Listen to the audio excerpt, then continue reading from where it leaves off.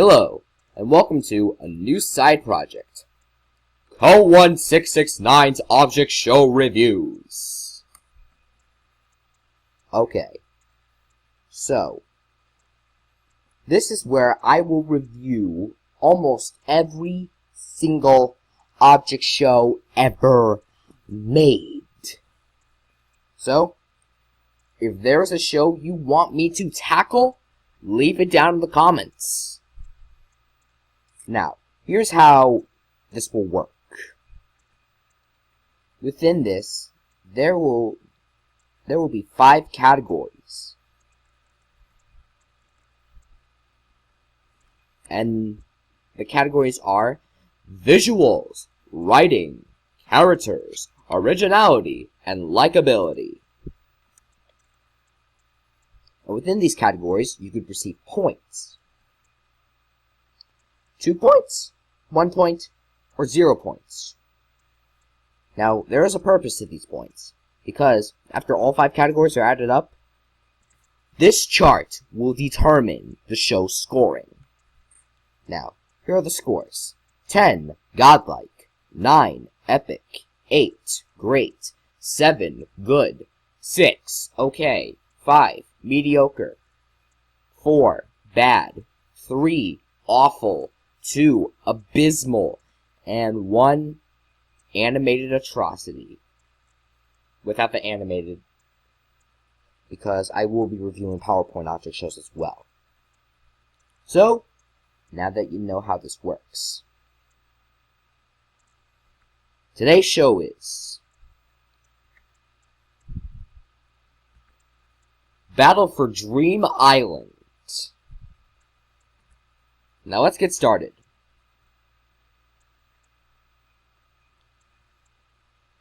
Visuals. Now, with visuals, you can go either the good route or the bad route, because the visuals have been both. Now, here's a screenshot from episode 1.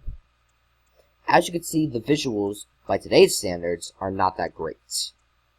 I mean, just look at, like, Flower's mouth. It's going, like, off the character model. Like, her face is supposed to be, like, on that circle thing, and it's going on the petals. Yeah. And the visuals didn't look that great. And it went all the way up to episode 8, which the visuals have improved, but not that much. No, the real visual improve started with episode 9. Yeah, where the assets got a lot better. I mean, look at some of those custom mouths. Something that you weren't able to accomplish episodes 1 through 8. And it continued to look like that all the way through episode 25. And now, some of the episodes look really good. Now, how would I rate it? Now, because of the issues with episodes 1 through 8, I would give it a 1. However, since it was the first object show ever made, I'm going to cut it some slack. So visuals, get a 2. Writing. Okay, writing. Now, BFTI follows a format with almost every episode. And here it is. Elimination, challenge, results. That's basically all there is to it. But that's not where the writing shines. The writing really shines with the character interactions. Yeah, like the friendships and rivalries between these characters is where the writing really shines.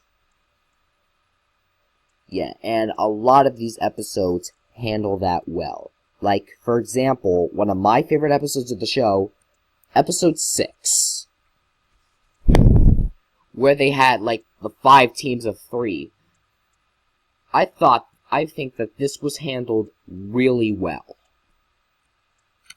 And a lot of episodes, like, succeeding that, they had great writing too.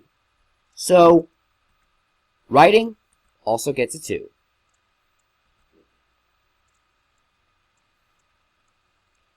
Characters.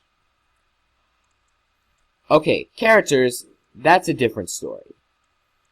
Now, we do have a lot of good characters here. However, there are a few duds here. I mean, bland, don't do anything. Oh, and by the way, just in case you guys were wondering, Season 2 is not canon here. I will be talking about that in a different episode. So, only Season 1. So, our duds for Season 1 are David, Fiery, Ice Cube, Needle, Rocky, and Teardrop. And I know that a lot of these characters have fan bases. And I respect that. But these were the bland ones. I will respect your opinion if you like any of these characters. Yes, even Fiery. Yeah, and these are not the only characters with dulled out personalities. These are just the bland ones. Some of these characters have really annoying personalities. Pencil and match. Aha! Yeah, that's an issue. So, characters get a 1. Originality.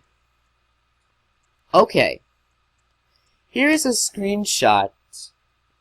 Well, not from well, it is episode 1, but it's on a YouTube page. What does that say over there? Uploaded January 1st, 2010. This was the first object show ever made. Of course it's going to be original. 2. Duh. And finally, likability.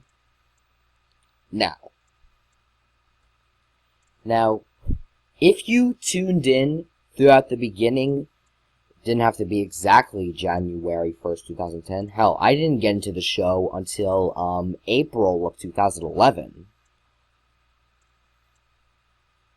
But watching some of the older episodes, it just feels like a great nostalgia trip for any of you who loved watching the show.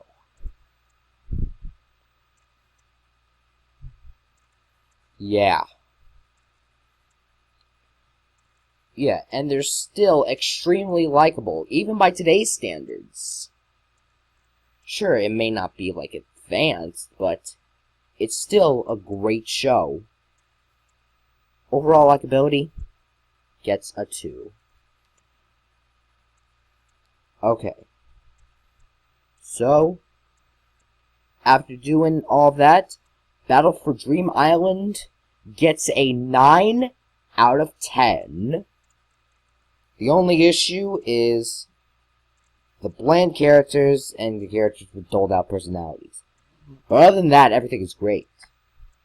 And it receives an epic rating. Thank you for watching.